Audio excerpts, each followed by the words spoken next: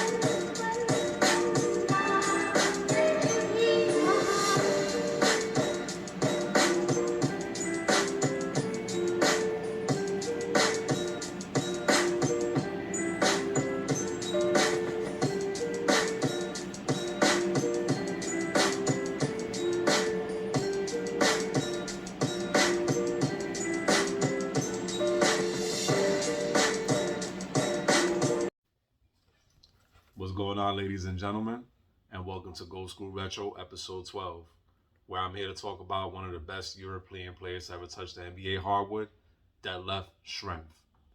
If you guys don't know who Detlef Schrempf is, I suggest you stay tuned and watch this video. So let's get into Detlef Schrempf's career.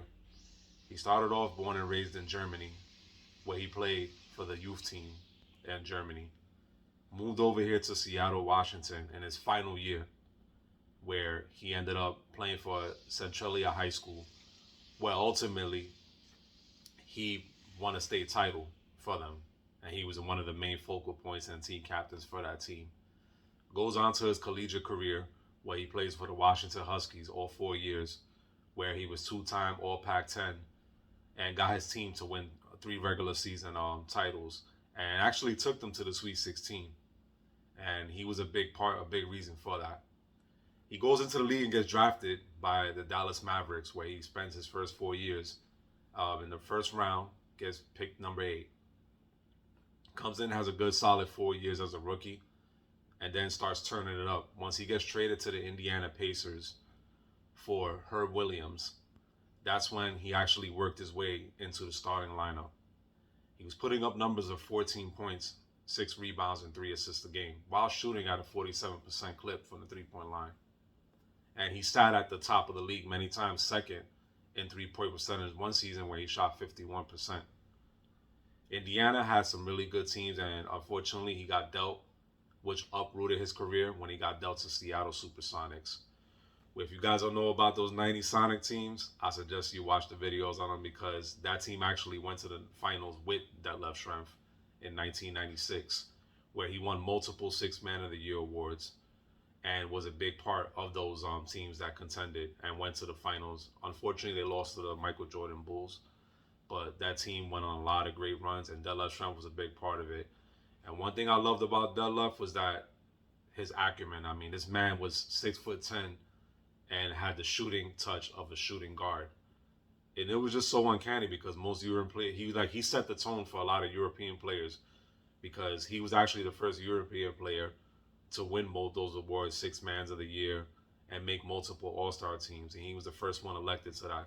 So shout out to him for that, for setting that feat for, European players, and starting that staple, that, because a lot of people back then, they didn't really view European players as, NBA ready players. And he was one of those guys, along with Petrovic, that set those tones for the European players.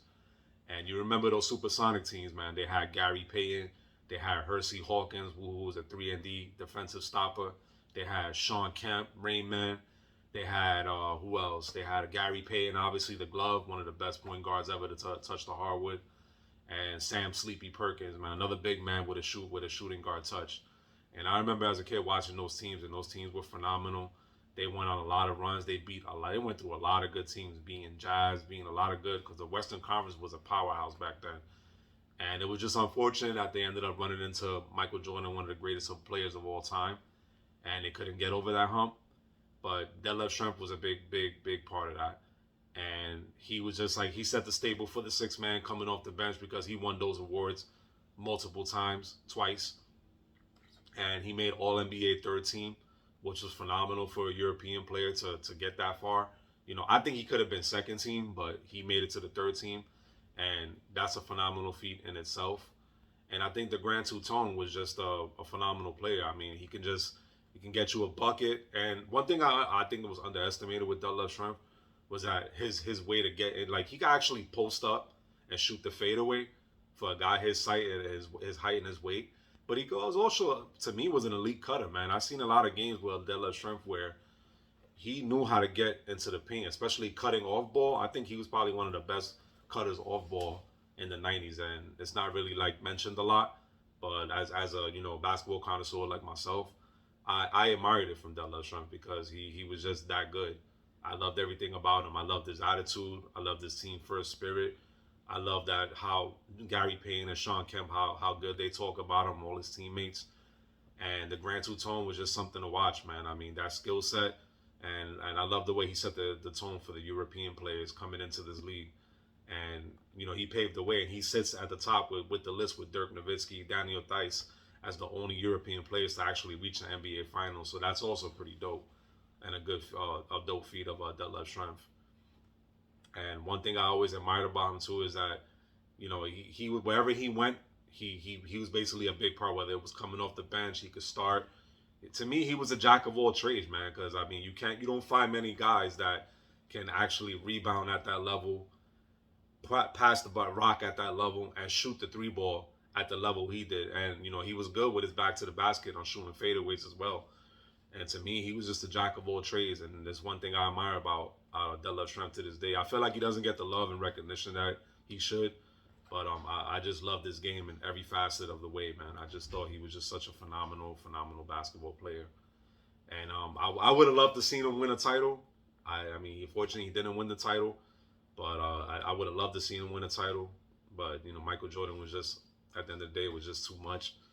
But I just think he was a phenomenal basketball player, man. I just wish I would have seen that man win a title. When he made that move to get to the Sonics, he ended up getting traded for Derek McKee. And that was a franchise-changing trade for the Seattle Supersonics because, to me, he was one of the final pieces for them making their title run. And I think that, that was just phenomenal. We got to get Seattle Supersonics back into the NBA. Let's make that happen also. Another thing, man, is that after his stint with Seattle, he ended up getting released by the Seattle Supersonics towards the 1999 season, and had a couple of years with the Portland Trailblazers. Came off the bench, did pretty solid, but eventually was let go. And once he retired, he went into coaching. He gets into coaching, and then those 2 years in 2005 and 2007 before the Sonics stopped existing, those last few years, he was an assistant under Bob Hill, which coached him in Indiana. And after that, his stint in the NBA ended, and he eventually went into going into charity work. He has a Detlef Schrempf Foundation where it basically helps out a lot of children and youth and stuff. And he's actually runs a business, wealth business, where he's an officer.